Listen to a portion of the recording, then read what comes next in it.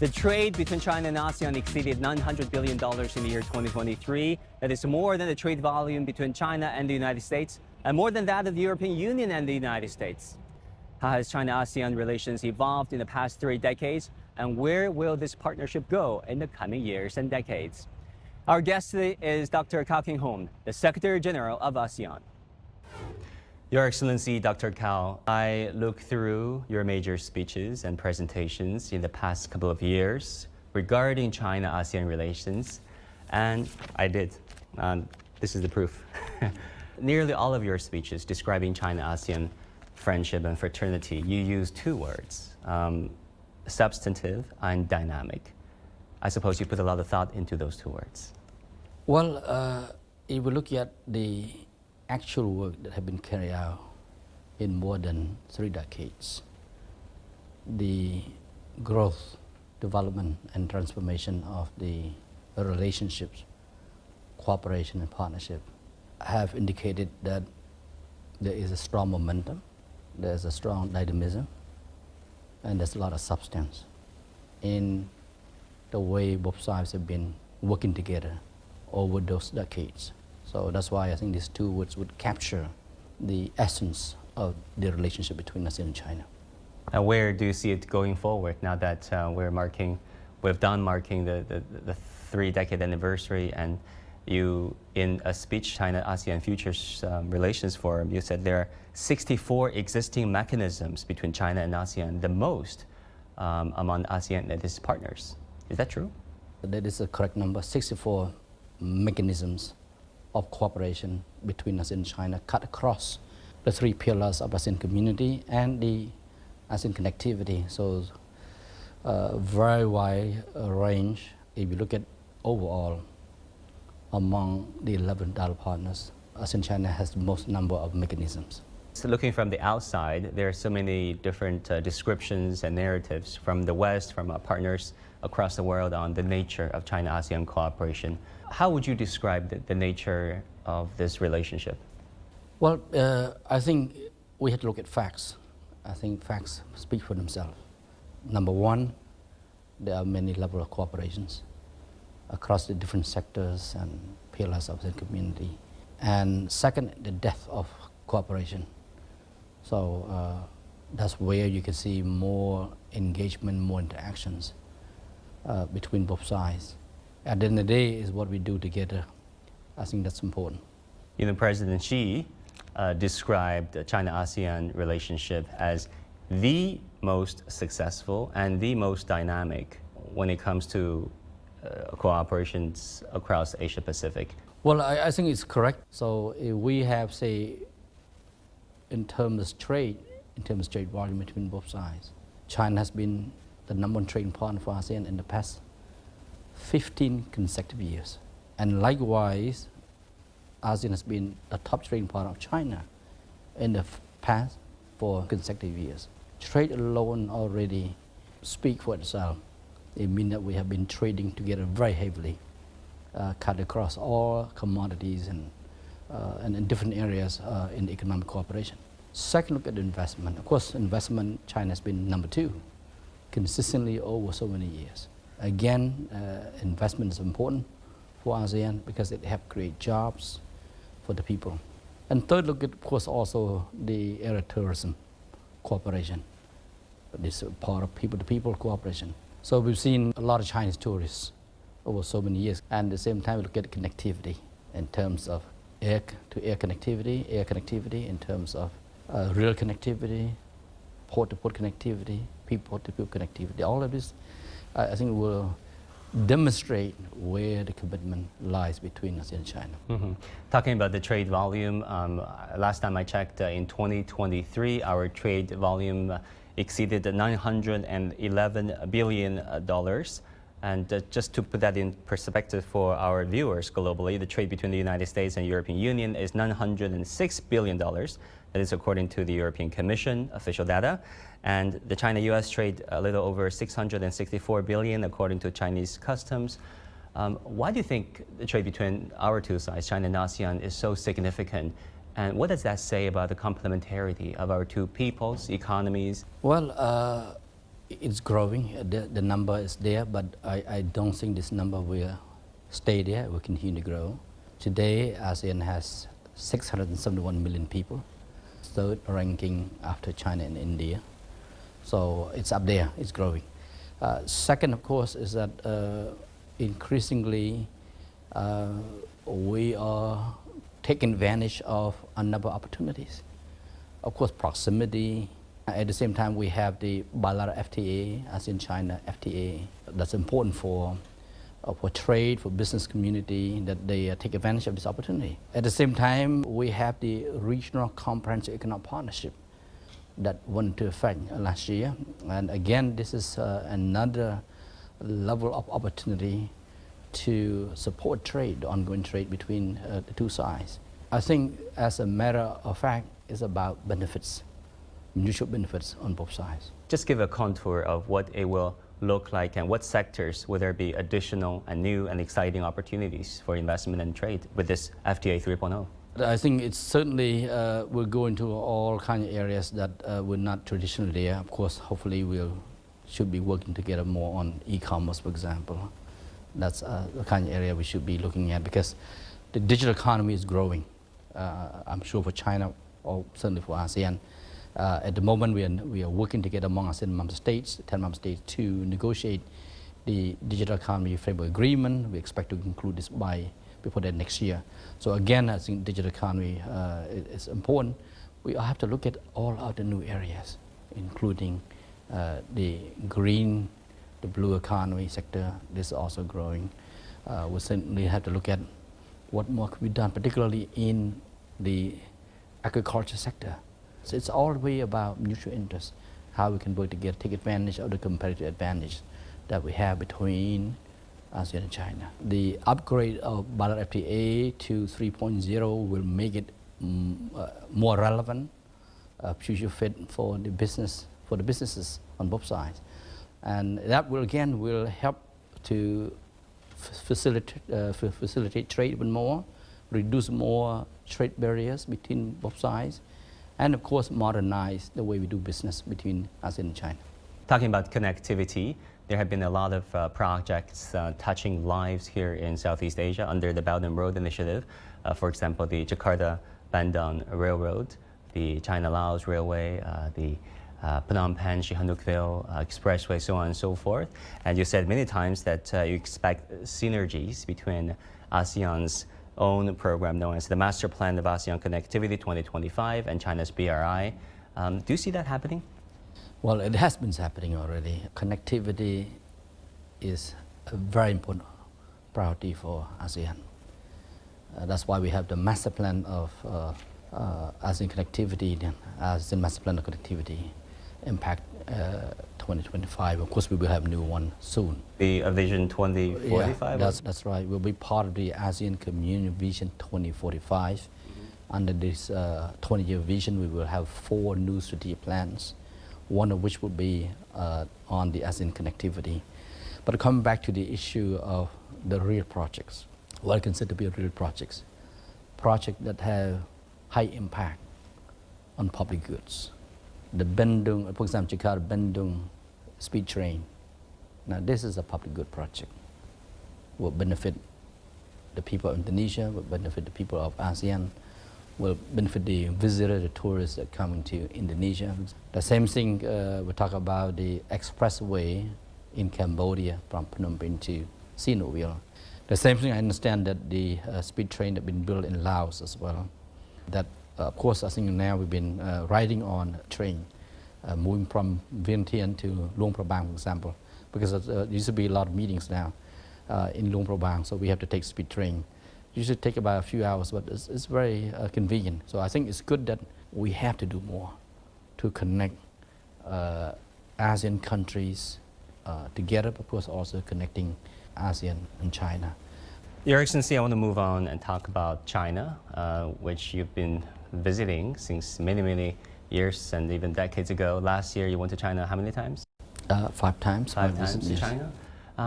What impressed you when it comes to the transformation of China, the Chinese people, culture, anything that stands out and sticks out to you in your mind that you think something that you can deeply resonating with? Traveling from airports to downtown, you see China is clean, green, safe, of course. I think it's the development transformation of China has been amazing over the years. Compared, say, when I was visiting China in the 90s, to recently, I think last year and this year, it's a lot of transformation. And I think this is something that has to do with a lot of work has been done. Any development requires a lot of hard work. So I think the transformation of China is no magic. It's all about leadership, about hard work that has been put into it. Like in other countries that you have to really invest. You have to work hard to transform the country. And it takes, I'm sure, a tremendous amount of investment of leadership, investment of resources, and hard work of the people of that country. In this case, for China also. During your China visits, which have been many, each time you go to a Chinese province, you would go to a university first. Some of the times, if not most of the times, you would ask a provincial leader if there can be more exchange programs, sending more ASEAN students to China and vice versa. Why would you do that? Well, youth is the future of our region, of course, ASEAN, of course, I'm sure China. They are the future leaders. So we have to invest in our youth. Today, ASEAN youth constitute more than 242 million, account for about 1/3 already of the population of ASEAN. So I think we have to reach out to the youth, whether in ASEAN or in China, wherever we go. I have to promote ASEAN public diplomacy. It's important that in the case when I visit China, I want to ensure that Chinese youth become more aware of ASEAN and to encourage them to engage ASEAN, because it's important to get the youth to work together. At the end of the day, it's up to them to promote peace, cooperation, and development.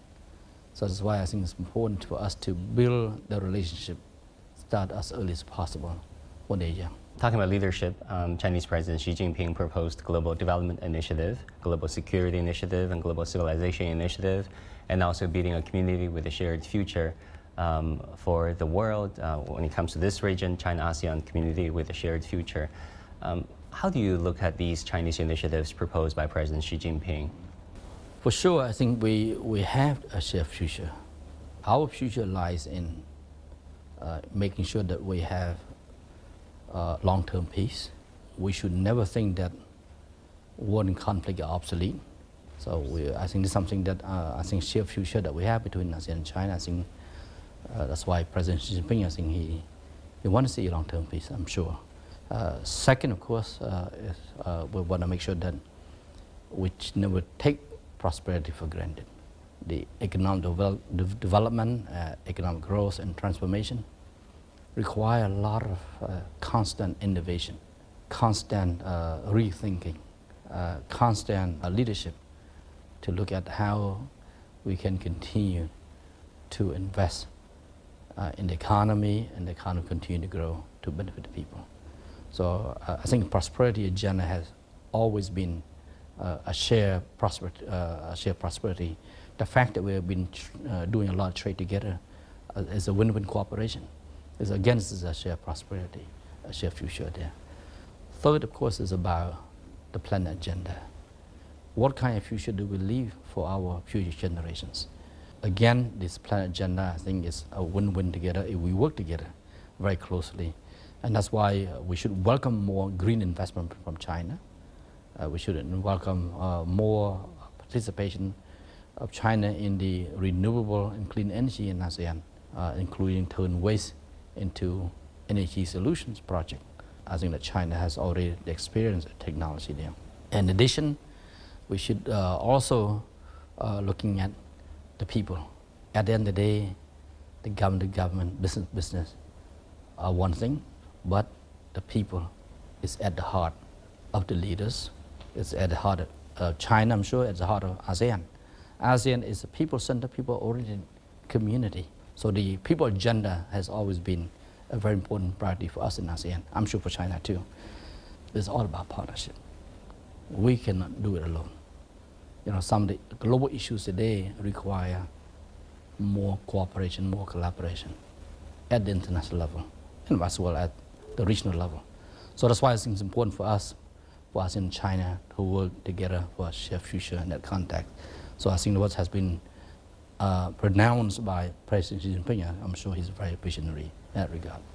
There have been tensions recently in the South China Sea, where the code of conduct among ASEAN have been negotiated for quite a number of years. And what would be your advice on resolving the current tensions and difficulties? Okay, well, first of all, border disputes, whether land or maritime, they are not unique to this region. There's always a place around the world, there's always border disputes. Some are in the media, some are not in the media. Again, it depends of the interest of media also. I think what we see now in the South China Sea, I think we sometimes do not know that ASEAN and China have been working together for so many years already. Even before the signing of the Declaration of Conduct of Parties in the South China Sea in 2002. Before that we negotiated, we worked, and then we signed. So again, I can say that it was a very important document to build confidence, to work together to transform South China Sea to become a sea of peace, friendship and cooperation. Of course, there have been claims and counterclaims of the parties concerning the South China Sea. So the tensions that have been built up in recent years, this I think, in my view, could be derived from the activities that we've seen there. At the moment, since 2018, ASEAN and China began negotiating for the Code of Conduct in South China Sea or COC. There's some progress there. Of course, this kind of nature of negotiation is not easy. Multilateral negotiations. Yeah, because it's multilateral negotiation involve more than two parties, the 11 parties that are participating in the negotiations. Well, the negotiations are taking place on the, what we call, in the conference rooms, right, or the places. But I think what's important is that we should not escalate the tension, meaning that we should work out the differences, meaning that, of course, combining with the media report you see is coming out. So on the one hand, it portrays that as if ASEAN and China are in conflict, but we're not in conflict between ASEAN and China. I would say that what is important is that at the end of the day, we have to give dialogue and diplomacy a chance. So we should sit down and discuss bilaterally between, say, direct parties or between ASEAN and China. But at the ASEAN level, of course, we are interested in make sure that the South China Sea will remain a sea of peace, stability, security, friendship, and cooperation. And any potential issue that may arise, we can resolve, work to resolve, to diffuse the situation. And I hope that's why the COC would be concluded as early as possible, that all of us would agree on how to manage our differences in the most friendly way, in the most constructive way. You helped found two think tanks, namely Asia Economic Forum and Asian Faith Development Dialogue, and you set up the University of Cambodia, and in particular, you set up a communications and journalism program. You also founded CTV, a major news outlet in Southeast Asia.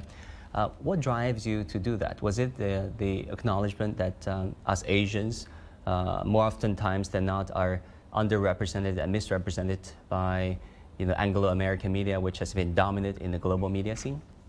Well, those were the work of passion that, beside my government work in Cambodia, I know I had a lot of work to do, but just additional work, I want to support the development of the country, and that is to set up the university to return to the young people of Cambodia. That the best we can give to young people, of course, is education. On media front, of course, it's important to ensure that people get the right information. I think narratives is very important. How do we make sure that the people get the right narratives, the right information? Because we're living in the information age. I think even beyond information age now, is information overloaded.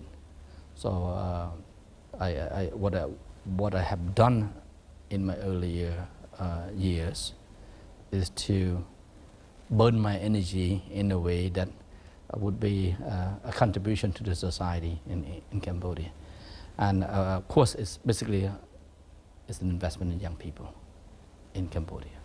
Yeah, because oftentimes, if you talk to an ASEANer and the Chinese, their information, their perception of each other was largely formed by news media. And where does news and views come from? They're largely impacted, sometimes impacted by Western news sources, our understanding of each other. And many scholars think that's pathetic and that's sad because we've all to have more communications in each other's own native languages, news reports of each other, not through English language news sources, so on and so forth. What you see, what you read, information will be filtered by the gatekeepers. All information may not be entirely original. It's like food being processed, right to the point that it's a processed food. Yeah. So you don't eat natural food anymore. Food. The same thing with information.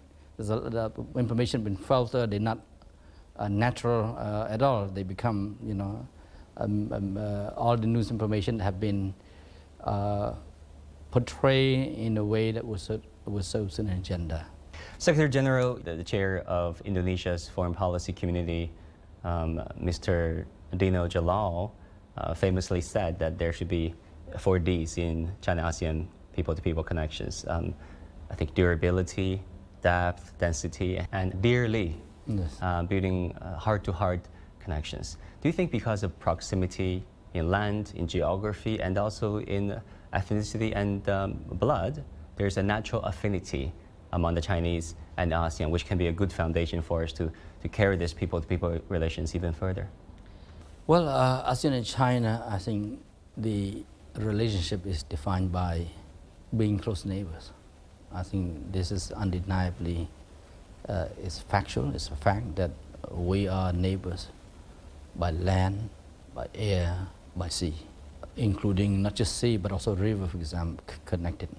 We choose friends, but we choose neighbors. So I think on this fact that we have to work together. And over many decades, of course, going back in history, we have historical ties, we have cultural ties, and we have now increasingly a strong economic ties, and of course political and security ties there that we have to work together. We have shared interests in just about everything we do together. That's why what is being reflected in the mechanism that we have on the one hand, but in the amount of activities, programs and projects that have been undertaken annually, just enormous. And I think that we have to make sure that we maintain this level of commitment and level of working together. At the same time, we have to continue, which we have been doing, is to manage our challenges constructively, and we have been able to do that. And moving forward, I'm sure that I'm fully confident that we will continue to see the relationship continue to transform in the most dynamic way. A common feedback of the Chinese tourists, travelers here in ASEAN, they summarized it in 3 no's. No jet lag, from China to Indonesia, barely, to Thailand, Malaysia for that matter. No disappointment in food because it's so similar, if not identical with what they had back home. A lot of carbs, noodles, rice, and no culture shock. There are cultural differences, but when you compare it to a Western society that they travel to, no culture shock. How do you like those 3 no's? Certainly, the proximity is there. I mean, the flights, there's a lot of flights between ASEAN and China today. No, I would say this also that we have to maintain the level of cooperation and the fact that people are now able to enjoy more together. So we have to have this more on an open door. So I understand that Thailand and Malaysia, they have no visa for Chinese tourists. Singapore either. Singapore, right. Then Indonesia, visa on arrival. Cambodia is also visa on arrival. So I think increasingly this is moving toward that direction. And I understand that Hainan province has no visa requirement for ASEAN citizens. I hope this will be the kind of policy that put in place. We have to encourage our people to travel back and forth even more. Final question. Your Excellency, you didn't receive much education, formal education in your childhood. You studied by yourself, but you couldn't attend school and get schooling because of war and conflicts. You became a refugee at the tender age of 15, 16, and now you're the leader of the region that you come from. How would you reflect on your childhood hardship, and what do those experiences make you the person that you're now? Well, thank you very much for this very personal question. One thing is important is that we need peace in the world today.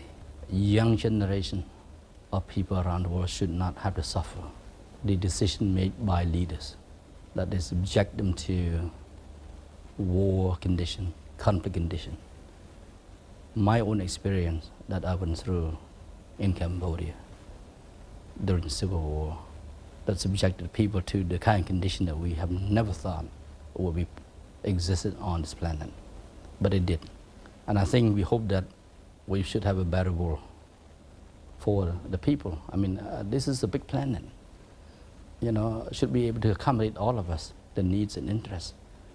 And we should not be too selfish. So for me, I grew up in Cambodia. I did not have the opportunity to go to school because of the conditions the country at the time. My formal education only started in the United States at the age of 16 when I started my high school. And I started my primary and high school together. So that's why looking back is that we really have to do a lot more to preserve, to maintain peace in this region in the world. We don't want to see another war to take place. We have to make war and conflict absolutely obsolete in today's world. And I think that's why what happened in Ukraine, in the Middle East and Africa, world leaders have Gaza. That's right, Gaza, have the moral responsibility. Not just political and economic, but moral responsibility to end the war as early as possible. Dr. Kao Kim Hourn, Secretary General of ASEAN, Your Excellency, thank you so much for talking to us. Thank you very much. Thank you. There are 64 existing mechanisms between China and ASEAN, whereby Dr. Kao Kim Hourn believes that this partnership is one of the most dynamic and substantive anywhere in the world. Going forward, he looks forward to the strengthening of bilateral and multilateral relations between China and ASEAN, not just between governments and policymakers and businesses and markets, but between people and amongst people on all sides.